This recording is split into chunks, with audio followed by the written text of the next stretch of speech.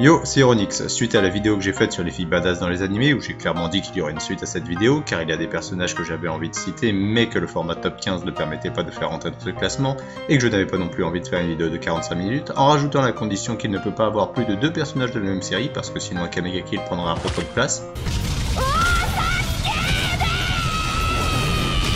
私を殺す気なら心臓を潰すとか首を切り離すぐらいはしないとダメみたいだよ。赤目失態を犯したら私自らお前を処罰する。 C'est à peu près ça. Par conséquent, je tiendrai en compte du classement précédent qui se trouve par là. Mais j'hésiterai pas à faire une place double pour des personnages du même animé. Et je tiens à préciser que ce classement est toujours aussi subjectif que le premier. Bon, comme tout ça est très chiant et que ça doit vous intéresser autant que d'avoir un seul lourdeau dans votre Pokédex, on va passer au top. Numéro 30, Karasuba et Miya Ayasama, Sekirei. Pour Sekirei, je n'ai pas pu choisir entre ces deux personnages. D'un côté, tu as la numéro 1 des Sekirei, donc supposément la plus forte, et même si c'est pas le cas, elle a le charisme pour calmer les pensionnaires de sa demeure, tout comme les attaques dans tout un quartier. Le seul point négatif, c'est qu'on ne la voit se battre réellement à aucun moment, tandis que Kurasuba, qui est la chef de ce qu'on pourrait appeler une troupe d'exécution de Sekirei fuyards, qui est respectée, fort et qui transpire l'envie de meurtre et de vengeance, elle, on la voit se battre. Et ça tient toutes ses promesses. Numéro 29, Ryoko Maito et Satsuki Kiriyuin, Kill la Kill. Même problème pour Kill la Kill, impossible de choisir entre la figure d'autorité inflexible et imperturbable qui appuie son autorité sur la puissance de son uniforme. Que what? Vous pouvez pas comprendre si vous avez pas vu Kill la Kill, et l'autre qui est aussi têtu que ton pote qui veut aller au kebab. Elle se bat avec une moitié de ciseaux géante et un uniforme prototype qui est à l'origine de sa puissance, mais beaucoup plus incontrôlable, ce qui fait que... non, ouais voilà. Numéro 28, Maka Arban, Solitaire. Maka est une fille intelligente qui se bat avec une foi personnalité humaine, ce qui lui permet d'avoir une arme de destruction massive, bien que toujours avec ce pouvoir à double tranchant pouvant la faire sombrer dans la folie, et parviendra à casser la gueule d'un dieu à main nue alors qu'un autre dieu, son fils et Naruto... je veux dire Black Star ou échoué. Numéro 27, Elisabeth Mably, Freezing. Personnage transparent durant la première saison, dû à son faible temps d'apparition, c'est dans la deuxième saison où on se rend compte de toute la force de caractère de ce personnage. Calme, presque stoïque, sachant garder son sang-froid, elle dégage une aura qui te fait comprendre qu'elle t'est supérieure sans pour autant te blesser dans ton ego, sacrifiant les prestiges et les privilèges de sa famille pour ce qu'elle juge la bonne cause, en allant jusqu'à résister à la torture pour ça. Puis elle reviendra prendre part au combat. Surprise, motherfucker. Numéro 26, Mira Jane Strauss, Fairy Tail. Dans un monde d'Heroic Fantasy, elle est la seule à avoir la force de plusieurs démons grâce à ses transformations. Pas besoin d'en rajouter pour comprendre que si tu es un démon dans ce genre d'univers, c'est forcément badass. Le problème avec ce personnage, c'est le temps qu'elle est badass. C'est jamais plus de 2 épisodes à la suite, et ça 3 fois lors des 200 premiers épisodes. Au lieu de ça, on préfère nous la faire passer pour une paire de boobs à peine marrantes.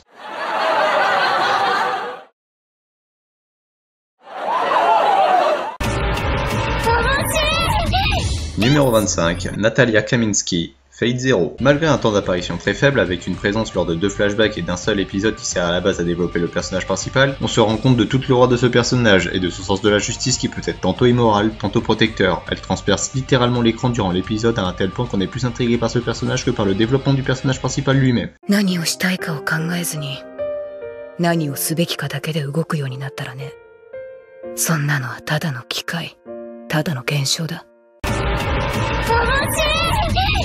Numéro 24, Omura, Pola Magi Madoka Magica. Donc Omura est le personnage mystérieux, voire un peu gênant au début de la série, qui convainc Madoka, le personnage principal, de ne pas devenir une Mao Shoujo. Jusqu'au moment où on apprend ce qu'elle a dû endurer, son objectif, sa motivation, son pouvoir, sa marque de sous-vêtements. Mais c'est quand même une Mao Shoujo, donc elle se bat avec... des putains d'armes à feu.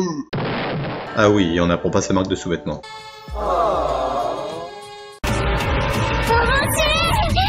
Numéro 23, Shiki Ryoji, Guardian of Sinners. Alors, Shiki.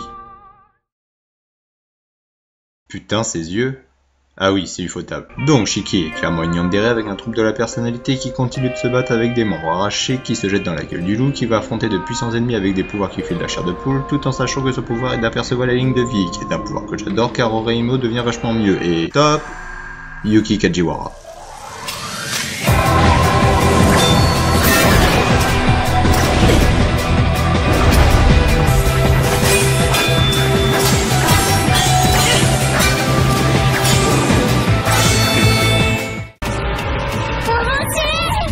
Numéro 22, Medaka Kurogami, Medaka Box. Elle est juste la présidente du conseil des élèves de son établissement avec la quasi-totalité des votes en sa faveur. Elle va sauver les élèves en difficulté en les battant dans leur domaine où ils sont les meilleurs, leur prouvant qu'ils devraient faire autre chose. Et s'ils sont trop désespérants, elle leur casse la gueule.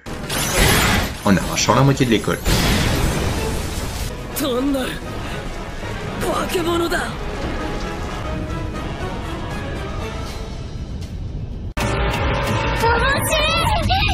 Numéro 21, Momoyo Kawagami, Maji de Watashi ni Koishinesa. Si cet anime est complètement oubliable, à part si vous aimez l'humour bien grêle.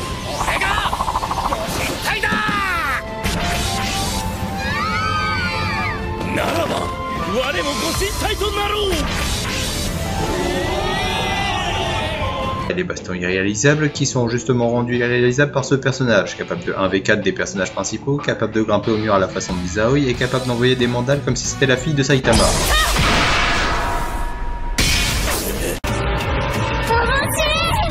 Numéro 20, Ceras Victoria, Helshin. Bien que récalcitrante à l'idée d'utiliser le côté vampire qu'elle a accepté un peu par la force des choses, c'est une militaire qui a pour le coup une force surhumaine, doublée est une excellente sniper et quand elle perd les pédales ça donne ça.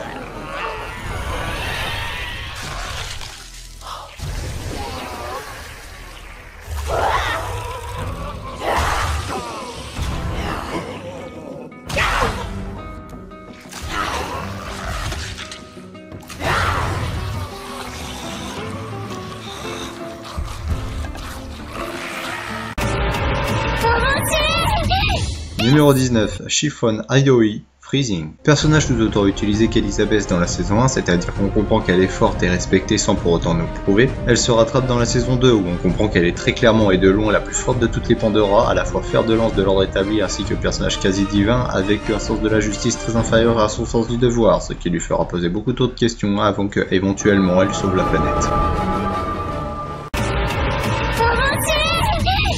Numéro 18, Oliver Mila Armstrong, Full Metal Alchemist Brotherhood. Commandante en chef des troupes de Briggs, gardienne de la porte du nord du pays d'Amistris, faisant bien comprendre au personnage principal qu'ici c'est chez elle, avant de conduire et diriger l'armée des révolutionnaires qui renversera le pouvoir en place par les homonculus, allant jusqu'à les affronter directement. Très franchement, elle pourrait être la fille de Kamina, tellement elle transpire de charisme.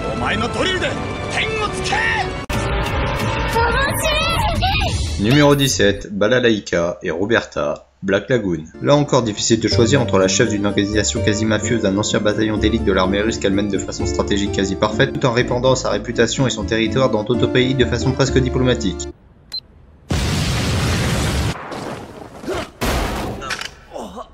Ok, laisse tomber la diplomatie. Ou alors la nonne servante qui rase des bâtiments tout en nettoyant la salle de tous les tueurs avant qu'elle se dise qu'elle pouvait déclarer la guerre aux USA. Toute seule.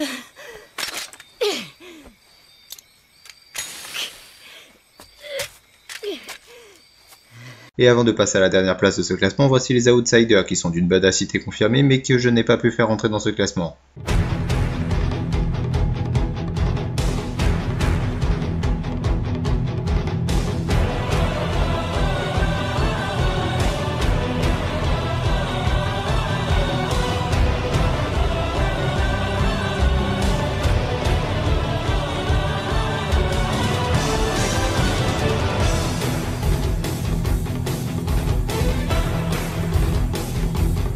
Et si Claire de Claymore ne fait pas partie de ce classement, c'est parce que...